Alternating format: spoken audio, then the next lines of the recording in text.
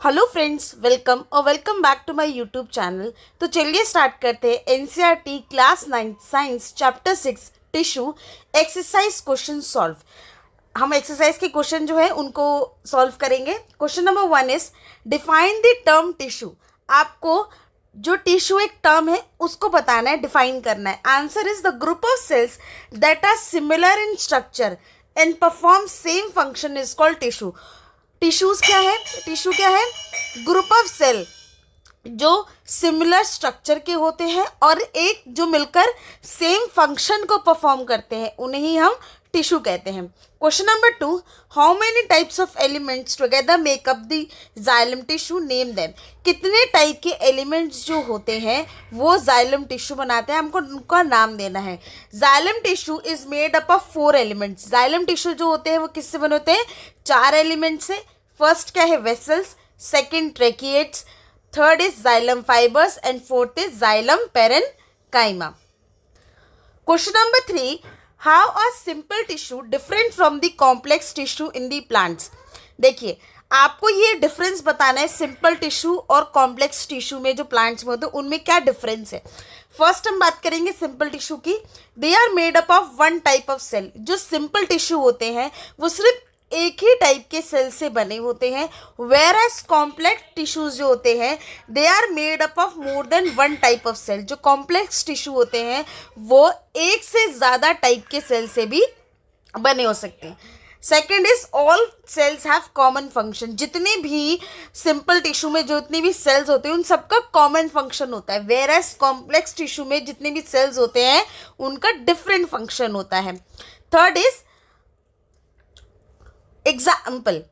Simple tissue के कुछ example है parenchyma, collenchyma and sclerenchyma. Whereas complex tissue के क्या एग्जाम्पल है? Phloem and xylem.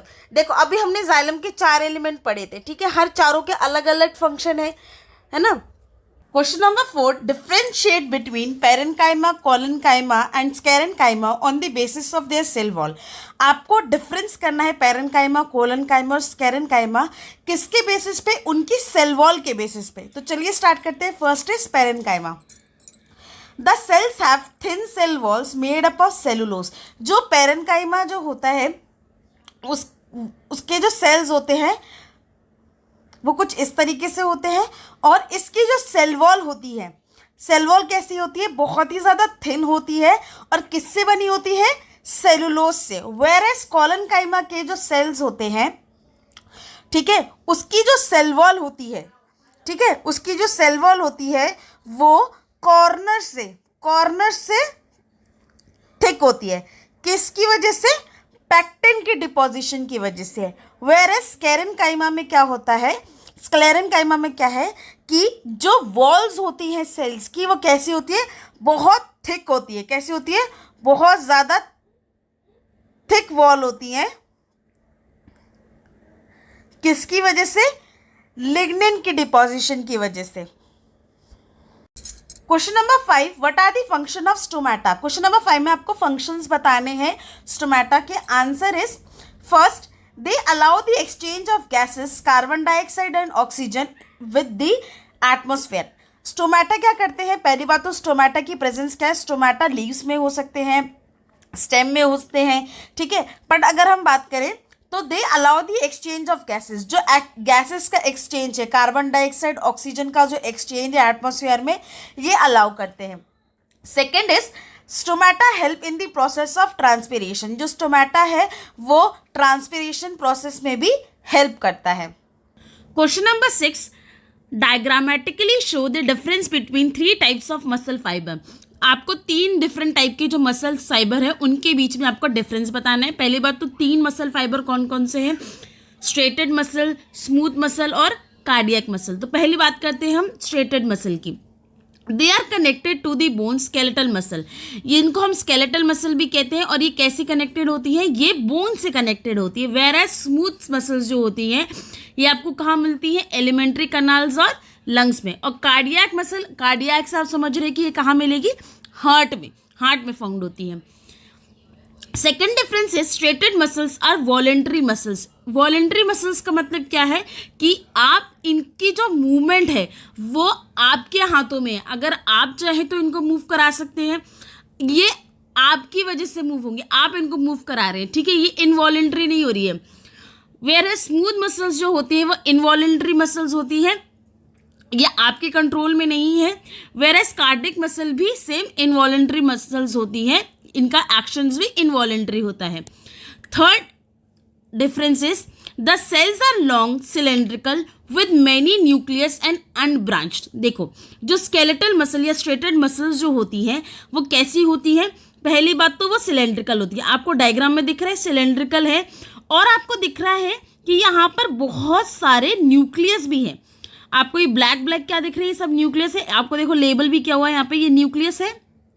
और ये कैसे होती है, अनब्रांच्ड, क्या आपको कोई ब्रांचिंग दिख रही है यहाँ से, क्या किसी में से कोई चीज निकल रही है, नहीं निकल रही है, कोई ब्रांचिंग नहीं दिख रही है ना। वेयर स्मूथ मसल्स जो है वो आपको कैसी दिख रही है, spindle in shape and have single nucleus. Spindle in shape का मतलब कैसी होती है कि टेपर्ड एंड होते हैं उनके, देखो जो एंड होंगे वो पतले होंगे और बीच में से मोटी होगी, तो उसको स्पिंडल शेप कहते हैं। और कैसा आपको दिख रहा है, न्यूक्लियस, न्यूक्लियस आपको कितने दिख रहे हैं, सिंगल न्यूक्लियस दिख रहा है, हर एक स्मूथ मसल में एक सिंगल न्यूक्लियस आपको दिख रहा है।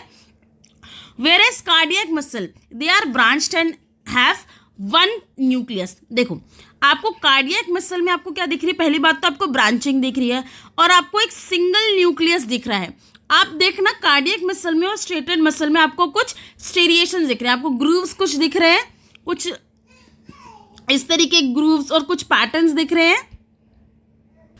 Question number 7, what is the specific function of the cardiac muscle. Cardiac muscle का स्पेसिफिक फंक्शन क्या है, ठीक है, आपको ये बताना है। पहली बात तो कार्डियक मसल्स जो होती है वो सिलेंड्रिकल होती है, ब्रांच्ड होती है और यूनिन्यूक्लिएट होती है, सिंगल न्यूक्लियस होता है, एक न्यूक्लियस होता है। दे आर इनवॉलेंट्री मसल, इसमें वॉलेंट्री कोई वो नहीं है कि आप कर रहे हो, ये अपने आप ही मसल्स मूव करती हैं। Third is they show rhythmic contraction and relaxation through out the life. देखो कार्डियक मसल कहाँ होती है, हार्ट में, और हार्ट क्या है आपका, कॉन्ट्रैक्शन और रिलैक्सेशन शो करता है, रिदमिक मूवमेंट शो करता है कॉन्ट्रैक्शन और रिलैक्सेशन की, तो कार्डियक मसल वहीं काम आ रही है।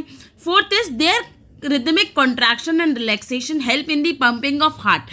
ये जो कार्डियक मसल का जो रिदमिक कॉन्ट्रैक्शन और रिलैक्सेशन है यही मदद करता है कि जो ब्लड है वो जो हार्ट की पंपिंग है वो कार्डियक मसल्स की वजह से ही हो रही है।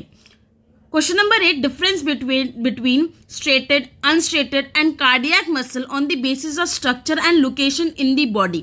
आपको स्ट्रेटेड, अनस्ट्रेटेड और कार्डियक मसल में डिफरेंस बताना है, किसके बेसिस पे, उसके स्ट्रक्चर के बेसिस पे एंड उसके लोकेशन के बेसिस पे।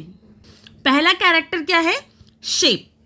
तो स्ट्रेटेड मसल कैसी होती है, लॉन्ग होती है, सिलेंड्रिकल होती है, नॉन टेपरिंग एंड, यानी कि कैसी, पहले आपको डायग्राम याद है स्ट्रेटेड मसल का कैसा था, कुछ इस तरीके से था, ठीक है, सिलेंड्रिकल कुछ ऐसी थी, और क्या आपको यहाँ कुछ ब्रांचिंग दिख रही थी, नो ब्रांचिंग, टेपरिंग एंड नहीं है, लॉन्ग है। वेयरएज अनस्ट्रेटेड मसल्स कैसी थी, अनस्ट्रेटेड मसल्स कैसी थी, कुछ इस तरीके से थी, स्पिंडल शेप की, टेपरिंग एंड्स थे, ब्रांचिंग्स उसमें भी नहीं थी, है ना, और सिंगल न्यूक्लियस था यहाँ पर बहुत सारे न्यूक्लियस थे। Cardiac muscle they are non tapering and cylindrical in shape and are branch. वहीं कार्डियक मसल्स जो कैसी थी, कार्डियक मसल्स जो थी उनमें ब्रांचिंग शो हो रखी थी, कुछ इस तरीके से ब्रांचिंग शो हो रखी थी, ठीक है, सिलेंड्रिकल है, ब्रांचिंग है। अब स्ट्रेटेड मसल की लोकेशन क्या है हमारी बॉडी में, स्ट्रेटेड मसल्स की लोकेशन है हैंड में, लेग्स में and skeletal muscle. Whereas unstriated muscles की लोकेशन क्या है, स्टमक की वॉल में, इंटेस्टाइन में, यूरेथ्रर में, ब्रोंकाई में। वेयरएज कार्डियक मसल की लोकेशन क्या है, हार्ट में। अब देखो light and dark band, light and dark band कैसे, आपने कुछ वो ग्रूव्स देखे थे, कुछ ऐसे ऐसे बने हुए, स्टेरेशन देखी थी, वही है डार्क और लाइट बैंड। अगर यहाँ पर स्टेरेशन है, कुछ डार्क ग्रूव्स बने हुए हैं, तो यहाँ पर ये लाइट और डार्क बैंड है, अगर ये बने हुए हैं तो ये डार्क है, इसका मतलब light and dark band present है। यहाँ पर कोई स्टेरेशन नहीं थी, इसीलिए यहाँ पर जो लाइट और डार्क बैंड है वो एब्सेंट है। वेयरएज कार्डियक मसल में प्रेजेंट तो होते हैं पर उतने प्रेजेंट नहीं होते, ग्रूव्स तो होंगे बट नॉट एज सच कि आप उनको ठीक से बता पाएं। Question number 9, draw a well label diagram of neuron. आपको न्यूरॉन का वेल लेबल डायग्राम बनाना है। देखिए, पहले तो आप कैसे बनाएंगे, पहले तो सिंगल नर्व को ही हम न्यूरॉन कहते हैं, ठीक है। न्यूरॉन में क्या होता है, एक सेल बॉडी होती है, न्यूक्लियस होते हैं, कुछ कुछ ऐसे डेंड्राइट्स निकल रहे होते हैं, ये एक्सॉन है, ये नर्व एंडिंग है, यहीं से जो नर्व इम्पल्स है वो ट्रांसपोर्ट होती है। ये डायग्राम है, प्लीज आप देख लीजिए, यही आपको बनाना है।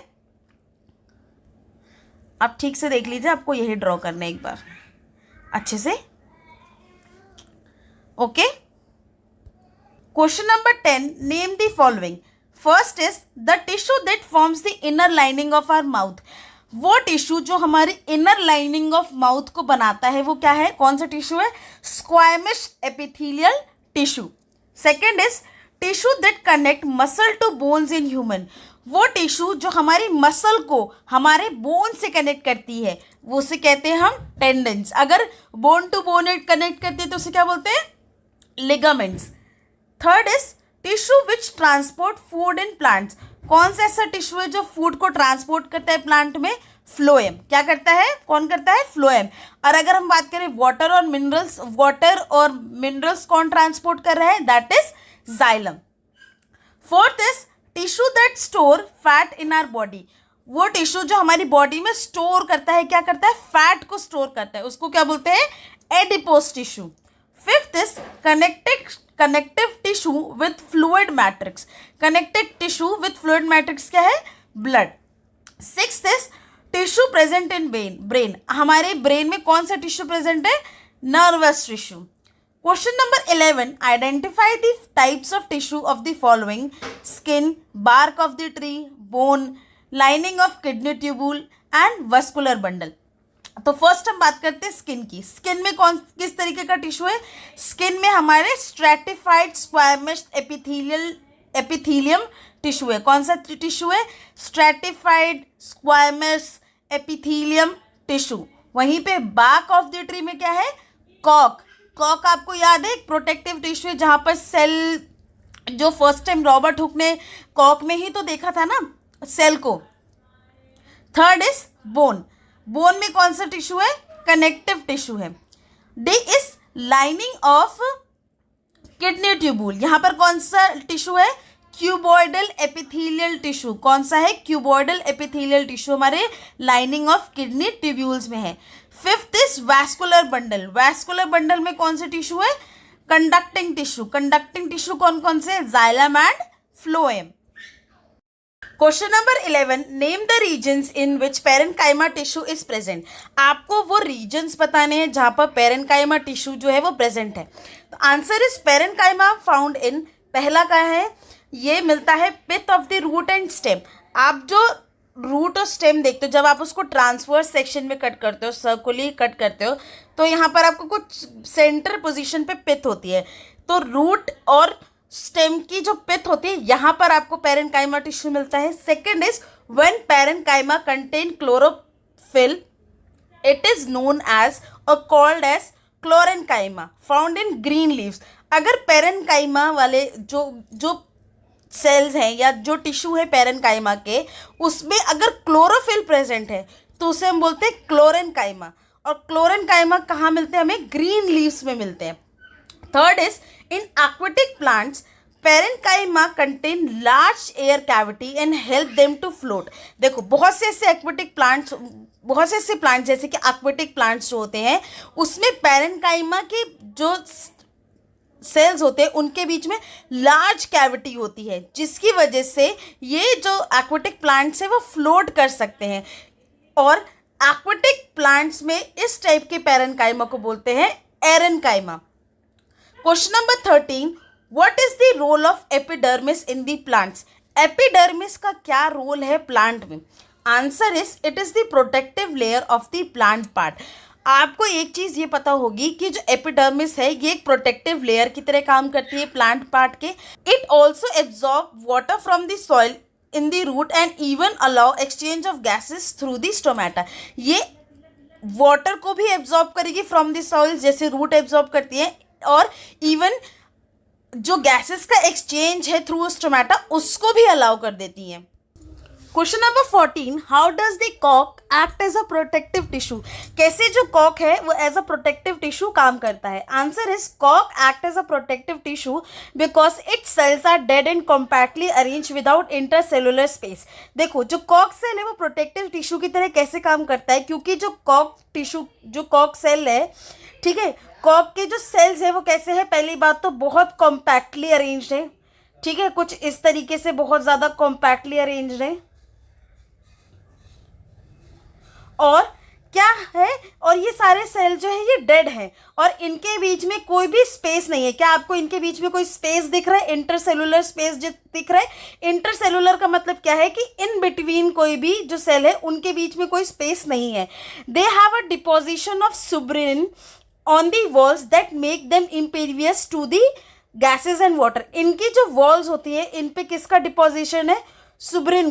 सुब्रिन का डिपोजिशन है, जिसकी वजह से जो ये गैसेस और वाटर है इससे ये इसके जो गैसेस और वाटर है इसमें ट्रांसपोर्ट नहीं हो पाते या फिर परमिएबल नहीं है गैसेस और वाटर के लिए ये।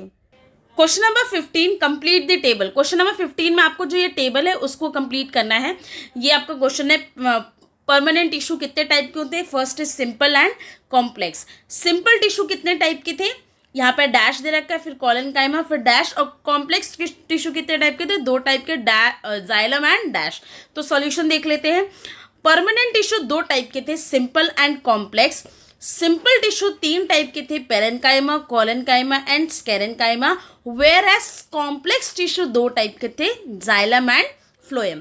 तो आज के लिए इतना ही। अगर आपको मेरी वीडियो अच्छी लगी तो प्लीज़ मेरी वीडियो को लाइक करें, शेयर करें और मेरे चैनल को सब्सक्राइब करना बिल्कुल ना भूलें। एंड इस चैप्टर के जो इन बिटवीन क्वेश्चंस है, यानी कि इन टेक्स्ट क्वेश्चन जो है, जो चैप्टर के बीच में क्वेश्चंस है, वो मैंने वीडियो बना ली है। प्लीज़ आप डिस्क्रिप्शन बॉक्स में चेक कर लीजिएगा प्लीज़ उसको। Thank you so much.